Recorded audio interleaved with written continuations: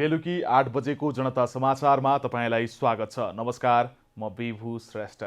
नमस्कार, म कालिका शिवाकोटी। सबैभन्दा पहिले प्रमुख समाचार।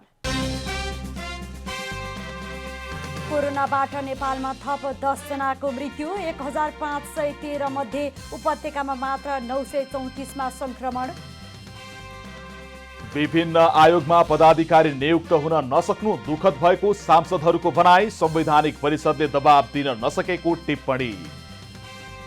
चाडपर्व सुरु हुन लाग्दा पनि अग्रिम टिकट खुलाउन यातायात व्यवसायीको आनाकानी, रित्तो बस चलाउँदा खर्च नउठ्ने गुनासो।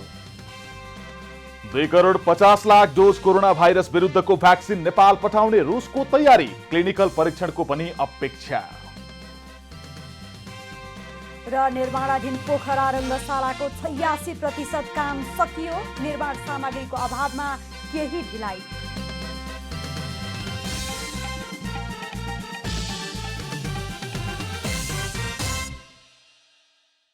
अब पुरा समाचार।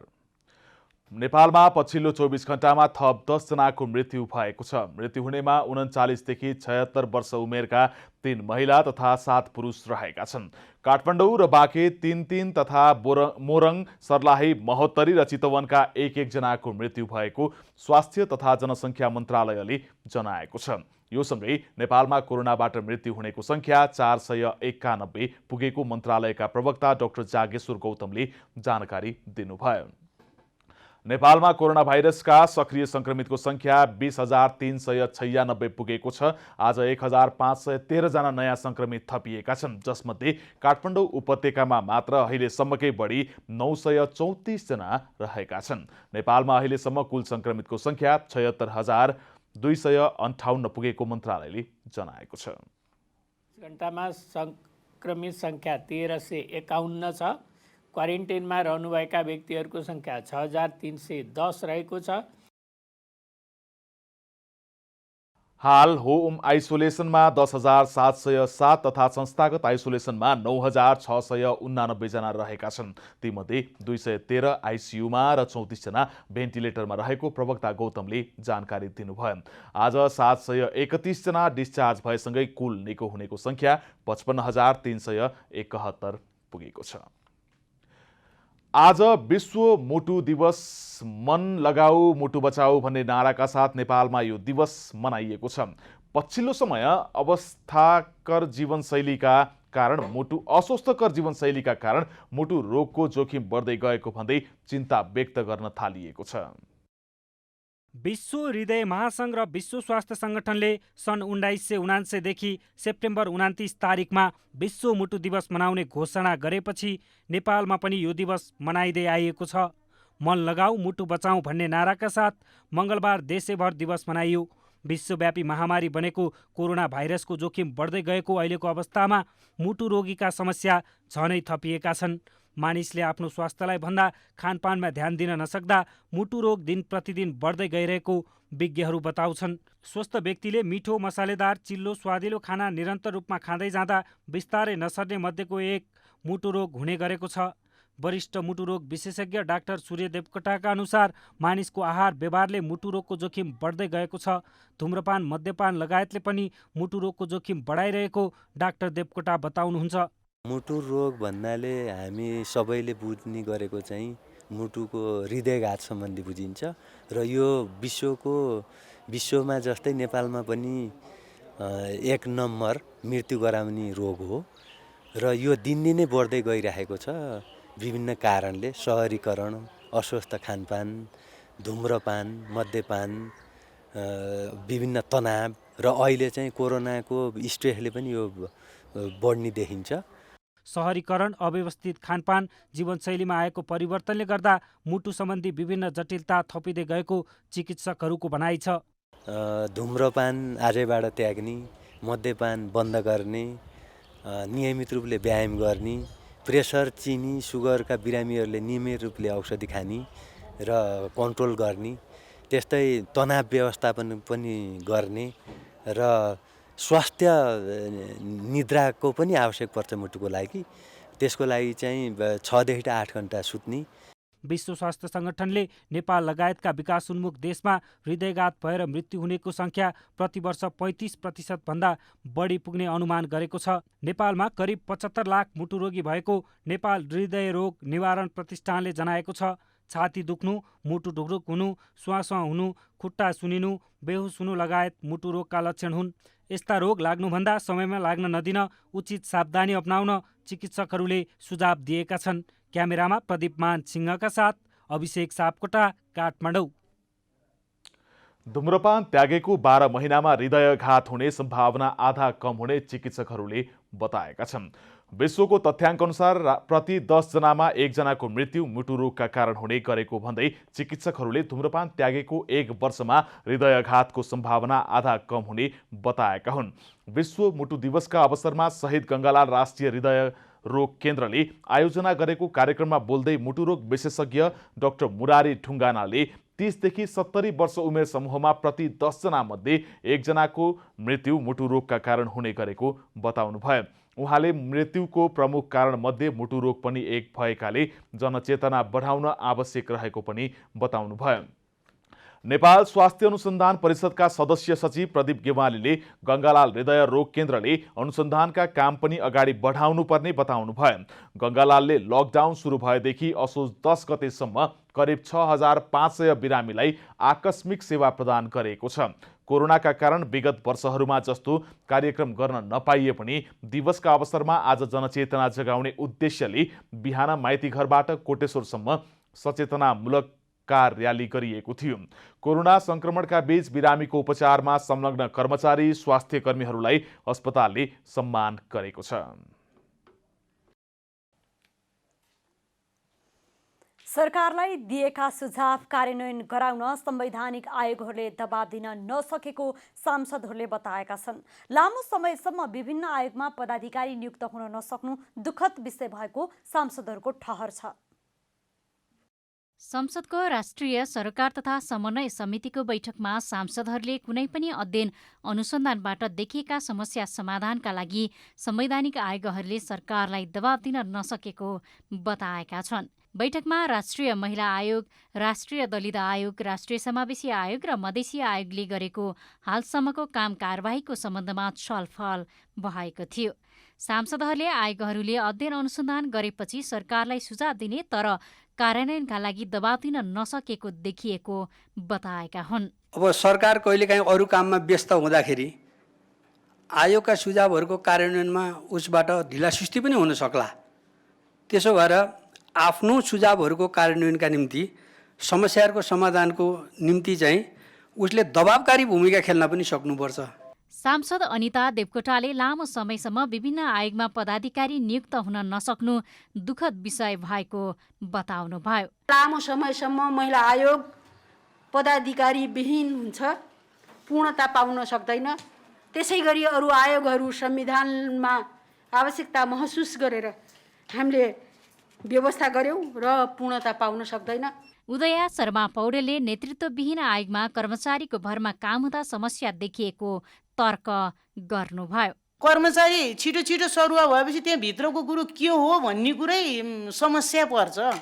त्यहाँ त अलिकति बुझेको मान्छे हुनु पर्यो। जे जस्तो अवस्थामा चाहिँ नि आयोगहरूले काम गर्नुपर्ने हो, अध्ययन अनुसन्धानका कामहरू, ती कामहरू त भट्टाभट गर्नु पर्यो हैन। किनभने सरकारलाई सुझाव दिने हो, सरकारलाई सुझाव दिँदाखेरि कुनै न कुनै सुझाव ग्रहण गर्न त सरकार बाध्य हुन्छ नै। शेखर कुमार सिंहले कुनै पनि आयोगमा विज्ञ व्यक्तिलाई लामो समयसम्म रहने गरी नियुक्ति दिनुपर्ने तर्क गर्नुभयो। कर्मचारीको हकमा पनि लामो समयसम्म काम गर्ने गरी पठाउन सकेमा आयोगहरूले प्रभावकारी काम गर्न सक्ने उहाँको भनाइ छ। त जुन एक्सपर्टिजम चाहियो त्यसको लागि एउटा सूचना गरेर एक्सपर्टिजम भर्ना गरौँ र त्यसलाई त्यही डेडलक राखौँ। कम्तीमा 7 वर्षसम्म या 10 वर्षसम्म त्यो बिगले हाम्रो ठाउँबाट कतै जानु नपरोस्। बैठकमा सांसदहरूले संवैधानिक आयोगहरूमा सरकारले समयमै नेतृत्व पठाउन नसक्दा प्रभावकारी रूपमा समस्याको पहिचान हुन नसकेको बताएका छन्। संसदीय समितिले विदेशमा जुनसुकै कारणले अलपत्र परेका श्रमिकहरूलाई वैदेशिक रोजगार कोषको रकम प्रयोग गरी उद्धार गर्न सरकारलाई निर्देशन दिएको छ। संसदको उद्योग तथा वाणिज्य र श्रम तथा उपभोक्ता हित समितिले श्रम स्वीकृति लिएर वैदेशिक रोजगारीमा गएका श्रमिक जुनसुकै कारण अलपत्र परेमा पनि कोषको रकमबाट उद्धार गर्न निर्देशन दिएको हो। त्यसका लागि अलपत्र परेका नेपाली फर्काउन तयार निर्देशिका संशोधन गर्न समेत समितिले भनेको छ। समितिले रोजगारी गुमेर अलपत्र परेका नागरिकलाई सुरक्षित फर्काउन परराष्ट्र र संस्कृति पर्यटन तथा नागरिक उड्डयन मन्त्रालयसँग समन्वय गरी उडान संख्या थप गर्न श्रम रोजगार तथा सामाजिक सुरक्षा मन्त्रालयलाई निर्देशन पनि दिएको छ। अलपत्र अवस्थामा परि स्वदेश फर्कन चाहने सबै नेपाली श्रमिकहरूलाई सुरक्षित तवरबाट नेपाल ल्याउन परराष्ट्र मन्त्रालय र संस्कृति पर्यटन तथा नागरिक उड्डयन मन्त्रालयसँग समेत समन्वय गरी नियमित उडान संख्या थप गर्ने व्यवस्था मिलाउन नेपाल सरकार श्रम रोजगार तथा सामाजिक सुरक्षा मन्त्रालयलाई निर्देशन दिने। समितिले घरेलु श्रमिकको रूपमा नेपाली श्रमिक पठाउने ठोस कानुन र नेपाल र सम्बन्धित रोजगारदाता मुलुकबीच द्विपक्षीय सम्झौता नभएसम्म नपठाउन पनि भनेको छ। घरेलु कामदारको सेवा शर्त र सुरक्षा सम्बन्धमा छुट्टै र ठोस कानुन व्यवस्था रहेको अवस्थामा भने पठाउन सकिने समितिको भनाइ छ। वैदेशिक रोजगारीमा घरेलु श्रमिकको रूपमा पठाउने सम्बन्धमा ठोस कानुन नबनेसम्म तथा नेपाल र सम्बन्धित रोजगारदाता मुलुकबीच द्विपक्षीय सम्झौता गरी रोजगारलाई व्यवस्थित र मर्यादित नबनाएसम्मका लागि घरेलु काममा श्रमिकहरू पठाउन पूर्ण रूपमा बन्देज लगाउन निर्देशन दिएकोमा आगामी दिनमा ल्याएको अवस्था पूरा गरेका मुलुकमा घरेलु कामदार पठाउन सकिने। ठूलो रकम लिएर नेपालीहरूलाई अवैध बाटोबाट लग्दै मानव बेचबिखन जस्तो गम्भीर अपराधिक कार्यमा संलग्न वैदेशिक रोजगार व्यवसायीको दर्ता खारेज गरी कारबाही गर्न पनि समितिले निर्देशन दिएको छ। अवैध तरिकाबाट पठाउने कार्यमा संलग्न त्रिभुवन अन्तर्राष्ट्रिय विमानस्थल अध्यागमन कार्यालय र सम्बन्धित निकायका कर्मचारीमाथि छानबिन गर्न पनि समितिले भनेको छ। सांसदहरूले चाडपर्व नजिकिँदै गर्दा उपभोग्य वस्तुको मूल्य वृद्धि गरेर कालो बजारी भइरहेकाले नियन्त्रणका लागि प्रभावकारी अनुगमन गर्नुपर्ने बताएका छन्। अस्वाभाविक मूल्य वृद्धि गर्नेलाई सार्वजनिक गरी कडा कारबाही गर्नुपर्ने सांसदहरूको जोड छ। संसदको उद्योग तथा वाणिज्य र श्रम तथा उपभोक्ता हित समितिमा भएको छलफलमा सांसदहरूले मूल्यवृद्धि नियन्त्रणका लागि सम्बन्धित निकायलाई अनुगमन गर्न आग्रह गरेका छन्। सांसद देवेन्द्र पौडेलले बजार मूल्यमा समानता नभएको अस्वाभाविक रूपमा मूल्य बढेकोले नियन्त्रण गर्नुपर्ने बताउनुभयो। नियन्त्रणका लागि सम्बन्धित निकायलाई पत्राचार गरी प्रभावकारी अनुगमन गर्न समेत निर्देशन दिनुपर्ने उहाँको भनाइ छ। चर्को महँगी र अस्वाभाविक मूल्य भन्ने सुन्नमा आएको हुँदाखेरि यसलाई चाहिँ कडाइपूर्वक चाहिँ नियन्त्रण गरियोस् भनेर एउटा वक्तव्य एउटा ध्यान आकर्षण हामी गराउन चाहन्छ भन्ने एउटा स्टेटमेन्ट थियो र सम्बन्धित चाहिँ निकायलाई खास गरी आपूर्ति लगायत सम्बन्धित चाहिँ मन्त्रालयलाई हामीले पत्राचार गरौँ। यसको निम्ति बैठक बस्नु मौका हुन्छ। दिनदिनै अस्वाभाविक रूपमा मूल्यवृद्धि भइरहेको बताउँदै सांसद भीमसेनदास प्रधानले मूल्यवृद्धि गर्नेलाई सार्वजनिक गरी कडा कारबाही गर्नुपर्नेमा जोड दिनुभयो। अब यस्तो बेलामा हामीले अनुगमन निर्देशन मार्फत निर्देशन कडा दिनु पर्यो कि होइन, कहिले कार्य थुनै पर्यो समातेर त्यो सार्वजनिक गर्नुपर्छ नि कुरा पनि स्पट स्पटमा हटस्पट कहाँ कहाँ छ त्यस ठाउँमा गएर चाहिँ गरेर जस्तै त्यही मार्केट हुनसक्छ कालमतीको त्यो गर्न सकेन भने यो दसैँको मुखमा चाहिँ नि गरिब दिन दुखेल त खान नपाउँछ अब पैसै छैन किन्नलाई त्यसमाथि चाहिँ महँगी मारामारी। दैनिक मूल्यवृद्धि भइरहेको अवस्थामा सम्बन्धित निकायलाई छलफलमा बोलाउनु पर्ने पनि सांसदहरूको भनाइ छ।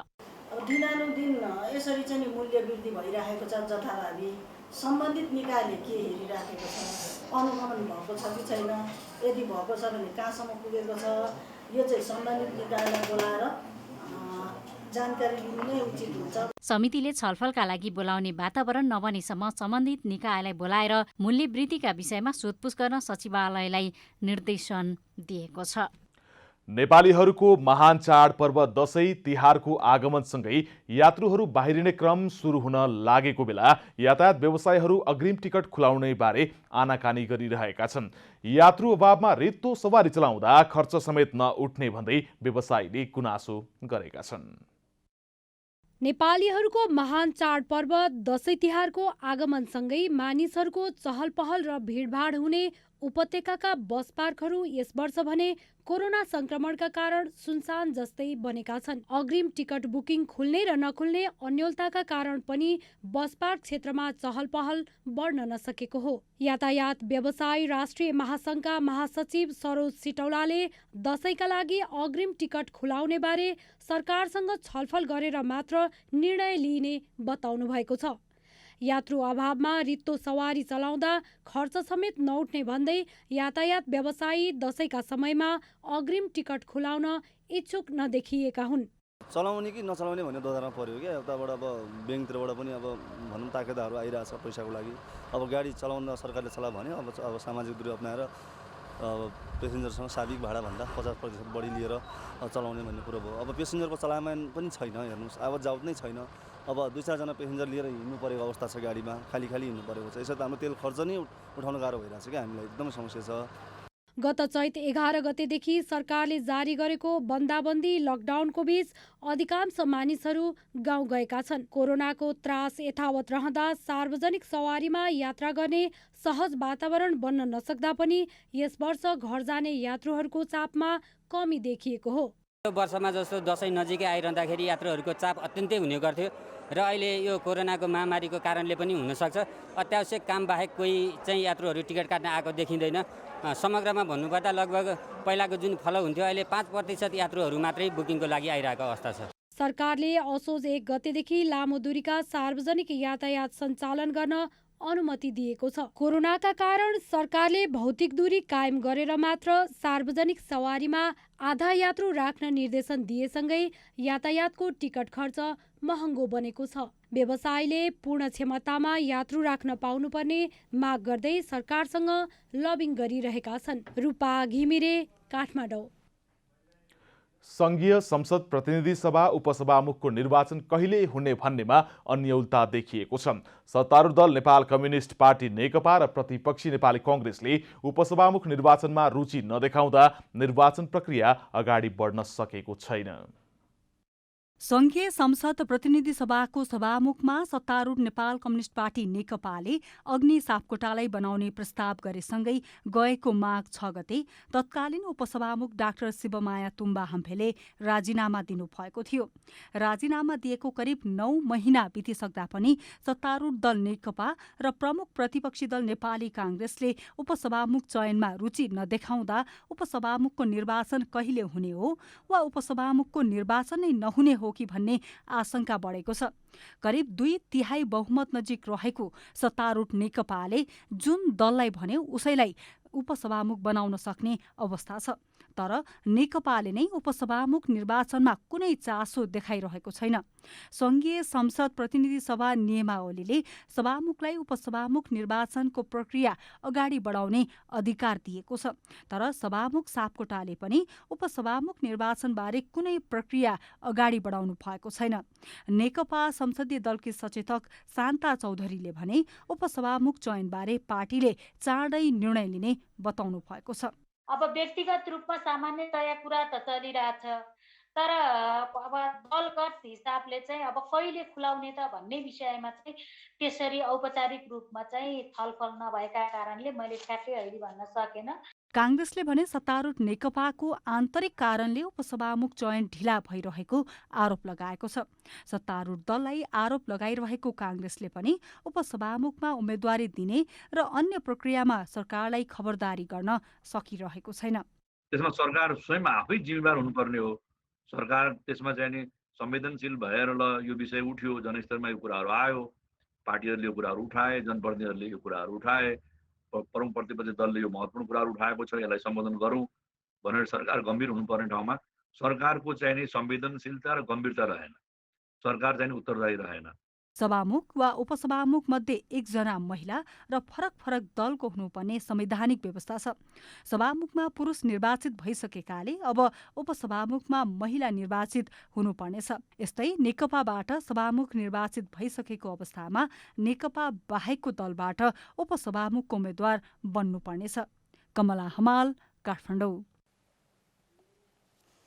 कञ्चनपुरको पुनर्वास नगरपालिका वडा नम्बर 9 को कार्यालय भवन निर्माणमा ठेकेदारले सम्झौता विपरीत निर्माण सामग्री प्रयोग गरेपछि स्थानीयले अवरोध गरेका छन्। भवन निर्माणमा कमसल सामग्री प्रयोग गरिएको स्थानीयको आरोप छ।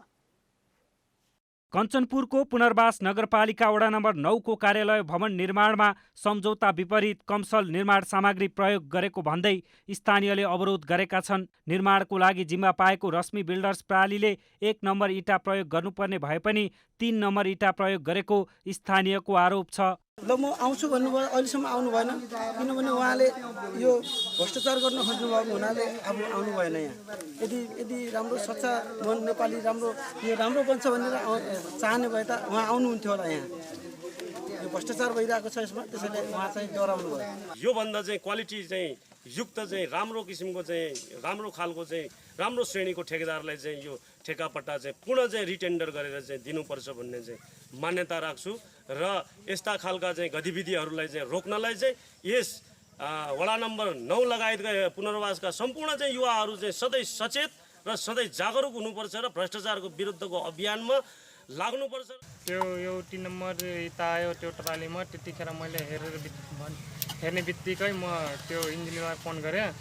इन्जिनियरलाई भने यस्तो यस्तो इँटा छ, तिनले भने कि यो भर्खर चिनी भट्टादेखि यो निस्केर आला छ, त्यही भएर यस्तो इँटा छ भनेर भन्नुभयो, लगाउनु भनेर इन्जिनियरले। हजुर। कञ्चनपुर स्थित रश्मि बिल्डर्स कम्पनीलाई 89,52,000 भवन निर्माणको ठेक्का दिइएको थियो। 2078 असार 15 गतेसम्म निर्माण सम्पन्न गर्ने सम्झौता भएको थियो। वडा कार्यालयले अनुगमन गरी सम्झौता अनुसार काम गराउने जनाएको छ। ठेकेदारको कारणले चाहिँ इँटा आउने हो, ठेकेदारले कहाँ बनाउनु भयो, के गर्नुभयो भन्ने कुरा।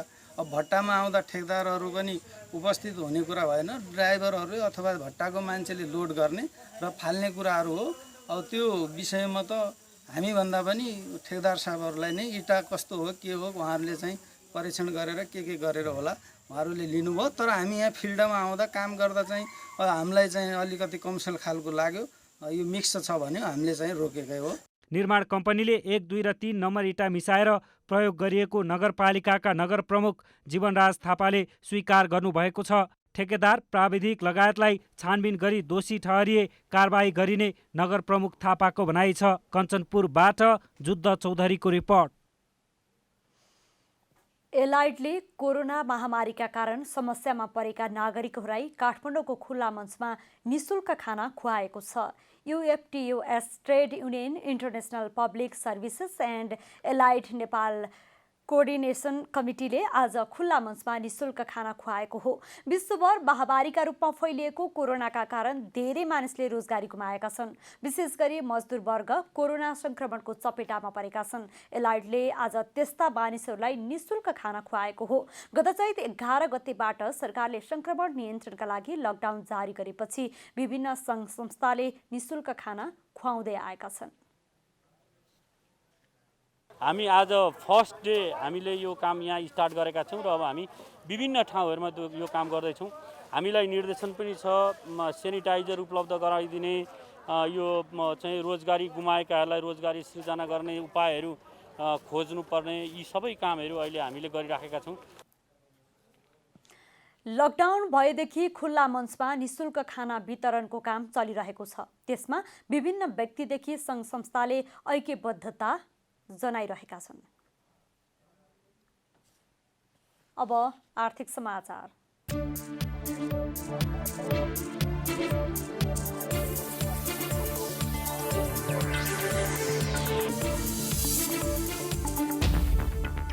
कार्तिक 1 गतेबाट एउटै प्रकृतिका 2वटा सहकारीमा सदस्य बन्न नपाइने भएको छ। सहकारी विभागले सहकारी ऐन 2074 भएको व्यवस्था अनुसार कार्तिक 1 गतेदेखि दोहोरो सदस्यता अन्त्य गर्नुपर्ने भएको हो। सहकारी ऐन 2074 को दफा 32 को उपदफा 1 क मा कुनै व्यक्ति एक स्थानीय तहको एकै प्रकृतिका एकभन्दा बढी संस्थाको सदस्य बन्न नपाउने व्यवस्था रहेको छ। सो ऐन प्रारम्भ हुनुअघि एक भन्दा बढी संस्थाको सदस्य रहेको भए 3 वर्षभित्र एउटा संस्थाको मात्रै सदस्यता कायम गर्नुपर्ने व्यवस्था छ। सहकारी विभागले जारी गरेको सूचनामा सहकारी ऐन 2074 कार्तिक 1 गतेदेखि जारी भएकाले यही असोज मसान्तमा 3 वर्ष पुरा हुने हुँदा पुराना सदस्यहरू पनि दोहोरो सदस्य बन्न नपाउने भएका हुन्। सहकारी विभागका रजिस्ट्रार डाक्टर टोकराज पाण्डेले अब एउटा मात्रै सहकारी संस्थाको सदस्यता कायम गरी अन्य संस्थाको सदस्यता अन्त्य गर्न सूचना जारी गरिएको जानकारी दिनुभएको छ। विभागले सबै सहकारीलाई दोहोरो सदस्यता भए सम्बन्धित सेयर सदस्यलाई जानकारी गराएर एउटा सहकारी चयन गर्नका लागि आवश्यक प्रक्रिया मिलाउन निर्देशन समेत गरेको छ। सहकारीको निर्देशन अटेर गरेमा सजाय गरिने विभागको भनाइ छ। यस अन्तर्गत 2 लाख रुपियाँसम्म जरिवाना हुने व्यवस्था रहेको छ। सहरी क्षेत्रका अधिकांश व्यक्तिहरू एउटै प्रकृतिका धेरै सहकारीमा सदस्य रहेका छन्। हाल सहकारीका सदस्यको सङ्ख्या 65 लाखभन्दा बढी भएको विभागले जानकारी दिएको छ। हावाहुरी र पानीका कारण रूपन्देहीमा किसानले गरेको केरा खेतीमा वर्षेनी क्षति हुँदै आएको छ। यस वर्ष मात्रै गत असार र असोज गरी 2 पटक आएको हावाहुरी र पानीका कारण किसानले लाखौंको क्षति बेहोरेका छन्। के गर्ने, साह्रै पीडित छौँ। के अरे हम के गर्ने? अब किसान भनेपछि सरकारले अब बिमालाई जिम्मा दिन्छ, कुन कम्पनीलाई जिम्मा दिन्छ जान्छन्, हामीले आश्वासन दिन्छन् तपाईँको हामी गरिदिन्छौँ। गएर अस्ति हामी सबै बुझायौँ, डकुमेन्ट पनि बुझायौँ। भोलि आउँछौँ, पर्सि अझैसम्म आएको छैनन् होइन। 2-4 जना गएर बुझाएका छौँ, अझैसम्म आएको छैनन्। के गर्ने, कसो गर्ने? सरकारले यसको पहल, बिमाको पहल गरिदिए हामीले एकदम सजिलो र सुलभ हुन्थ्यो। केही वर्ष अघिसम्म त कृषि बिमा हुँदै आएको थियो, तर विगत 2 वर्षदेखि जिल्ला कृषि विकास कार्यालय समायोजन भएर कृषि हेर्ने जिम्मा सम्बन्धित स्थानीय निकायलाई गएपछि कृषि बिमाका लागि कुनै पहल नगरेको किसानको गुनासो छ। अहिले भर्खर हामी साउन महिनामा गएको, साउन महिनामा त्यहाँ फर्म भरेर बुझाछौँ। 2 महिना बितिसक्यो, अहिलेसम्म बिमा गरे छैन। फर्म मात्रै बुझेछ, तर बिमा चाहिँ भएको छैन। यस विषयमा हामी विभिन्न निकायमा, जस्तै अब कृषि मन्त्रीसम्म पनि हामी यो कुरा राखेको हो। प्रदेशको कृषि मन्त्री र केन्द्रीय हाम्रो कृषि मन्त्री घनश्याम भुषालजीलाई पनि हामी यो कुरा राखेको, तर कतै कहीँबाट पनि अब केही भएन जस्तो लाग्छ मलाई। नेपाल सरकारले किसानहरूलाई आउने यस्तो समस्याहरूको मध्यनजर गर्दै बिमा कम्पनीलाई कृषि बिमा गर्न भनेको छ, तर रूपन्देहीका किसानहरूको केरा खेतीको बिमा नहुँदा वर्षेनी ठूलो क्षति हुने गरेको छ। हामी केराको खेती धेरै दिनदेखि गरिछौँ, तर हामी बिमा गर्दा बोलाउँदा पनि बिमा गरे छैनन्। हाम्रो किराले गर्दा यो 10,000 20,000 बागानै हाम्रो एक किसानको पाकेछ। कति क्षति भएछ, बगानमा हुरी आएर धेरै टुटिराखेछ, तर हामीले केही वास्ता गरेको छैन। बिमाहरूले धेरै क्षति भएछ। हेर्नु त कति केरा पाकेछ। अब के गर्ने, हामी कहाँबाट लगानी गराउने? रूपन्देहीको सियारी गाउँपालिकामा उत्पादन हुने केराले त्यहाँको मागलाई धानेको छ। रूपन्देहीबाट प्रतीक पौडेलको रिपोर्ट।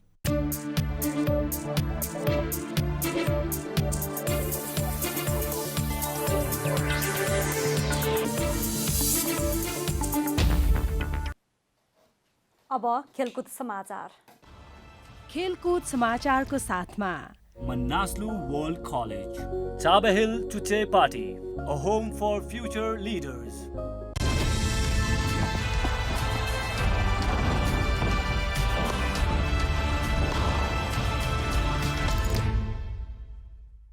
करिब 1 अर्ब 28 करोड 50 लाख लागतमा निर्माण भइरहेको पोखरा रङ्गशालाको काम 86% सम्पन्न भएको छ।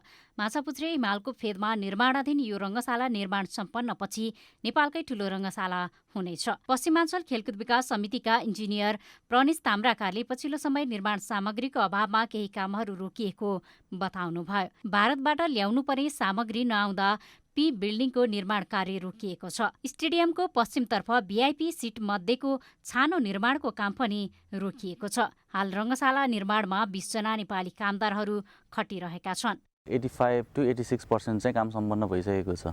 अब रह्यो 13-14% को काम बाँकी छ। त्यो चाहिँ पी बिल्डिङको काम बाँकी छ। त्यसको ट्रसको सामान चाहिँ आइपुगेको छैन। यो इन्डियाबाट आउनुपर्ने सामान हो। ट्रसको सामान चाहिँ छानाको सामान आइसकेको छ। त्यो रुफिङको सामान चाहिँ टेन्सेल फ्याब्रिकको सामान चाहिँ आइपुगेको छ। ट्रसको सामान नआएको भएर त्यसले रोकिएको छ काम चाहिँ।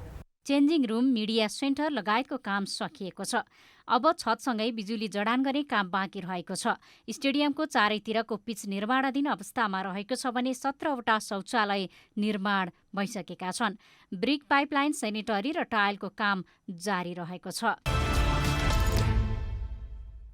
इन्डियन प्रिमियर लिग क्रिकेट आइपिएलमा नेपाली लेग स्पिनर सन्दीप लामिछाने आबद्ध दिल्ली क्यापिटल्स र सनराइजर्स हैदराबाद खेल हुँदैछ। लगातार 2 खेलमा जित निकाल्दै शीर्ष स्थानमा रहेको दिल्लीले तालिकाको पुछारमा रहेको हैदराबादसँग युएई को शेख जायद स्टेडियममा खेलिरहेको छ। दिल्ली लगातार तेस्रो खेलमा जित निकाल्ने लक्ष्यसहित मैदान उत्रेको छ। श्रेयस अय्यरको कप्तानीमा रहेको दिल्लीले यसअघि पहिलो खेलमा किङ्स 11 पन्जाबलाई पराजित गरेको थियो भने दोस्रो खेलमा चेन्नई सुपर किङ्सलाई पराजित गरेको थियो। लगातार 2 खेलमा पराजित भएको डेभिड वार्नरको कप्तानीमा रहेको हैदराबादलाई हारको यात्रामा पुनर्विराम लगाउन जित्नै पर्ने दबाव छ। पहिलो खेलमा बेंगलोर र दोस्रो खेलमा कोलकातासँग पराजित हैदराबाद तालिकाको पुछारमा रहेको छ। EFL कप फुटबलमा मंगलबार राति चेल्सी र टोटनहम खेल्दैछन्। काराबाओ कपको प्री क्वार्टर फाइनलमा प्रिमियर लिगका चिर प्रतिद्वन्दी चेल्सी र टोटनहम आम्ने सामने हुन लागेका हुन्। टोटनहमको घरेलु मैदानमा हुने खेल नेपाली समय अनुसार राति 12:30 मा हुनेछ। अघिल्लो चरण प्रवेशका लागि टोटनहम र चेल्सी दुवै जितको लक्ष्यसहित मैदान उत्रिनेछन्। 5औं चरणमा पुग्ने लक्ष्यसहित मैदान उत्रिने टोटनहम 4थो चरणमा भाग्यमानी साबित भएको थियो। यस्तै च्याम्पियनशिप क्लब बर्नसलीमाथि 6-0 को फराकिलो जित निकाल्दै 4थो चरणमा स्थान बनाएको चेल्सी पनि जितको लक्ष्यसहित मैदान उत्रिनेछ। EFL कपमा चेल्सी टोटनहममाथि पछिल्ला 4 खेलमा अपराजित छ। 2019 जनवरीमा टोटनहमसँग 1-0 ले पराजित भए यता चेल्सीले टोटनहमसँग कुनै पनि खेल हारेको छैन।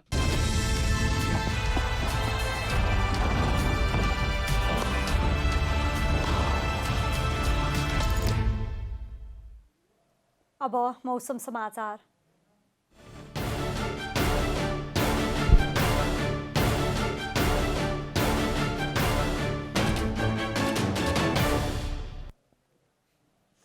आज दिउँसो प्रदेश नम्बर 1 बागमती प्रदेश गण्डकी प्रदेशमा सामान्य बदली रही थोरै स्थानहरूमा हल्का वर्षा भयो। राति भने प्रदेश नम्बर 1 बागमती प्रदेश र गण्डकी प्रदेशमा सामान्य बदली रही थोरै स्थानहरूमा हल्का वर्षा तथा बाँकी प्रदेशहरूमा आंशिक बदलीको सम्भावना रहेको जल तथा मौसम पूर्वानुमान महाशाखाले जनाएको छ। अब देशभरिका विभिन्न स्थानको मौसम सम्बन्धी थप विवरण।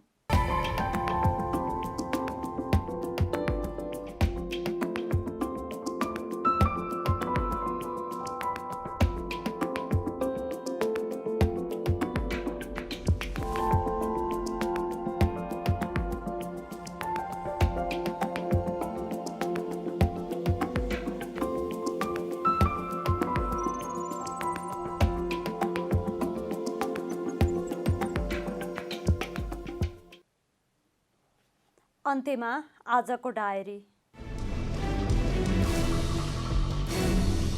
ट्राफिक प्रहरीले जोर बिजोर प्रणालीलाई थप प्रभावकारी बनाउन चेक जाँचमा कडाई गरेको छ।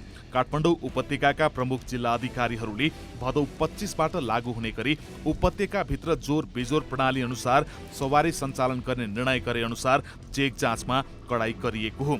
सवारी जाम बढ्न थालेपछि जोर बिजोर प्रणालीलाई प्रभावकारी बनाउन चेक जाँचमा कडाई गरिएको ट्राफिक प्रहरीले जनाएको छ।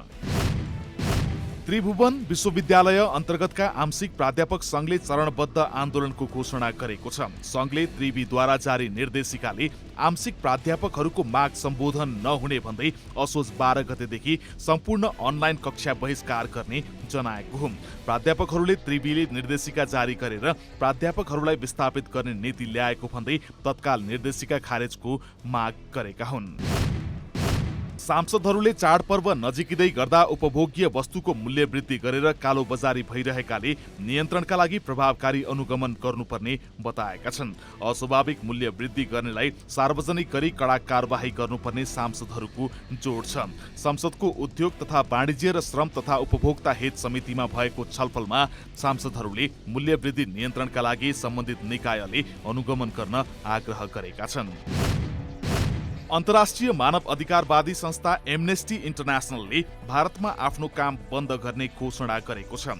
भारतको प्रवर्तन निर्देशनालय ईडीले हालै संस्थाको खाता फ्रिज गरेपछि एमनेस्टीले यस्तो निर्णय लिएको हो। सरकारले गरेको अवरोध तथा आक्रमणका कारण काम बन्द गर्ने निर्णय गर्नु परेको संस्थाले जनाएको छ। निर्माणाधीन पोखरा रङ्गशाला भौतिक कार्य प्रगति 86% सम्पन्न भएको छ। करिब 1 अर्ब 28 करोड 50 लाख लागतमा निर्माण भइरहेको रङ्गशाला निर्माणको काम 86% सम्पन्न भएको हो।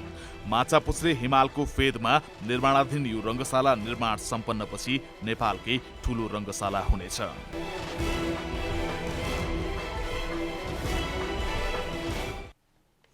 जनता समाचार अहिलेलाई यति नै। जनताद्वारा जनताका लागि प्रसारित जनता टेलिभिजनका कार्यक्रमहरू युट्युब, ट्विटर, फेसबुक र हाम्रो वेबसाइट जनतासमाचार.com मा पनि पढ्न र हेर्न सक्नुहुनेछ।